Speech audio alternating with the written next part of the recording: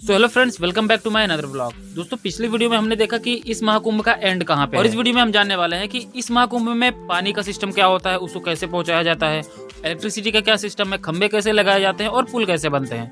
इस वीडियो में हम ये सारी जानकारी जानने वाले हैं। दोस्तों, अभी तो ये मेरे पीछे दिख रहा है एक बहुत ही बड़ा सा गेट, जो कि अभी सिर्फ आधा बना हुआ है और ये बांस बल्लियों के द्वारा बनाया जा रहा है। ये कैमरे में तो छोटा सा दिख रहा है, लेकिन ये लगभग होता है 2 मंजिले तक। दोस्तों, ये सारी चीजें बनने के बाद तो बहुत ही ज्यादा खूबसूरत लगती है, लेकिन ये जब बन रही होती तो उनका नजारा कुछ इस तरह से होता है। और अभी हम इस गेट के अंदर आ चुके हैं और अब चल के देखते हैं कि इसके अंदर कैसी चीजें हैं और कैसे बनाया जा रहा है। दोस्तों, जैसा कि हम सब जानते ही हैं, महाकुंभ ज्यादा दिन का नहीं होता, बस लगभग 2 महीनों के आसपास का होता है। और 2 महीनों के लिए कोई भी चीजें परमानेंट नहीं बनाई जाती, इसीलिए घर नहीं बनाया जाता है, उसके जगह पे टेंट बनाए जाते हैं। और इसीलिए पंडाल भी इन बांसों का बनाया जाता है, टेम्परेरी होता है ताकि इन्हें वक्त पड़ने पर हटाया। और अभी आप यहाँ पे देख सकते हैं कि लगभग 3 लोग ऊपर चढ़े हुए हैं और एक लोग है जो कि नीचे से हेल्प कर रहे हैं उनकी बनाने। और अभी आपकी यहाँ पे जहाँ तक भी नजर जाएगी, यहाँ पे सिर्फ आपको बांस दिखाई देगा और वो कपड़ा दिखाई देगा जिससे बांस को बांधते हैं। और लगभग इन्हीं 2 चीजों के माध्यम से पंडाल को तैयार किया जाता है। चीजें तो और भी लगती है, लेकिन ये दोनों चीजें मेन होती है। जैसा कि आप लोग अभी भी मेरे पीछे देख सकते हैं कि जो स्ट्रक्चर तैयार हो रहा है वो इन्हीं दोनों चीजों की मदद से तैयार किया जा रहा है। इसके और आगे चलते हैं तो हमें यहाँ पे प्लाई भी देखने को मिलता है। प्लाई के साथ यहाँ पे फ्लोरिंग का काम चल रहा होता है, उसको जमीन पे बिछाया जा रहा है। किसी भी पंडाल में जो कुछ स्पेशल लोग होते हैं, ये फ्लोरिंग सिर्फ उन्हीं के लिए करी जाती है। दोस्तों, और आगे आने के बाद हमें इतनी खूबसूरत सी चीज देखने को मिलती है जो कि आमतौर पर हमें नहीं देखने को मिलती। दोस्तों, ये दिखने में तो एकदम से भगवान राम की कुटिया जैसी लग रही थी। पहली बार जब मैंने इसे देखा तो मुझे तो बस मेरे दिमाग में वही चीज आई, ऐसे ही कुटिया में भगवान राम और सीता वनवास में रहा करते थे। दोस्तों, चलिए अब हम आप सबको दिखाते हैं कि इसको तैयार कैसे किया जाता है, इसका स्टेप बाय स्टेप बनाया कैसे। दोस्तों, यहाँ पे 4 कुटिया बनकर तैयार हो चुकी है जो कि बहुत ही ज्यादा खूबसूरत लग रही है देखने में। और दोस्तों, यहाँ पे इसके कुछ पार्ट बनाए जा चुके हैं, तो चलिए आपको बताते हैं कि ये बनाया कैसे जाता है। दोस्तों, इसको बनाने के लिए एक अलग तरीके के बांस का इस्तेमाल किया जाता है जो कि पतले और लचीले होते हैं, ताकि उन्हें आसानी से मोड़ के कोई भी आकार दिया जा सके। जैसा कि अभी आप यहाँ पे देख सकते हैं कि ये बांस बहुत ही ज्यादा पतले और लचीले भी हैं, जैसा कि मैंने बताया। यहाँ पे एक अलग किस्म का बांस ही नहीं बल्कि एक अलग किस्म की घास का भी इस्तेमाल किया जाता है। पहले तो बांसों को चीर लिया जाता है अपने हिसाब से कि उन्हें कितना पतला है कितना मोटा करना है, जितना भी उन्हें बनाना होता है उनका हिसाब उन्हें पता होता है। फिर उसको अलग से कुछ इस तरह से तैयार किया जाता है, जैसा कि यहाँ पे भैया जी इसको तैयार कर रहे हैं। सबसे पहले इन्हें जो शेप चाहिए होता है, ये उसी शेप के पत्तियों को काटते हैं और फिर उन्हें एक के ऊपर एक रख के उसी स्पेशल घास के माध्यम से बांध दिया जाता है। और जब इसका स्ट्रक्चर बनकर रेडी हो जाता है तो इस घास को भी इसमें इन्वॉल्व किया जाता है और उसके ऊपर लगा दिया जाता है अच्छी तरीके से। दोस्तों, ये काम तो दिखने में बहुत ही आसान लग रहा होगा, लेकिन ये बहुत ही ज्यादा मेहनत लेता है। काफी ज्यादा मेहनत करने के बाद इन्हें रिजल्ट के तौर पे ये कुटिया मिलती है, जो कि अभी आप मेरे पीछे देख सकते हैं। दोस्तों, इसको बनाते वक्त जितनी ज्यादा मेहनत लगती है, इसको बन के तैयार हो जाने के बाद ये उतनी ही ज्यादा खूबसूरत भी लगती है। दोस्तों, इसको देखने के बाद हम पीपा पुल से होते हुए निकल जाते हैं और आगे कुछ और नई चीजों को देखने के लिए। दोस्तों, यहाँ पे आने के बाद हमें देखने को मिलता है एक ऐसी मशीन जिसके द्वारा इस महाकुंभ के खंभों को गाड़ा जाता है, खंभों को लगाया जाता है। यहाँ पे आप जितने भी खंभे देख रहे हैं वो सारे के सारे इसी मशीन के थ्रू लगाए गए। तो चलिए अब हम आपको बताते हैं कि ये काम किस तरह से करती है। दोस्तों, सबसे पहले इसके आगे का जो पार्ट आपको दिख रहा है, इसकी मदद से खंभे को एक जगह से दूसरी जगह लेके जाया जाता है। और जो इसका पीछे का पार्ट आपको दिख रहा है, जो कि लगभग आधा जमीन के अंदर गड़ा हुआ है,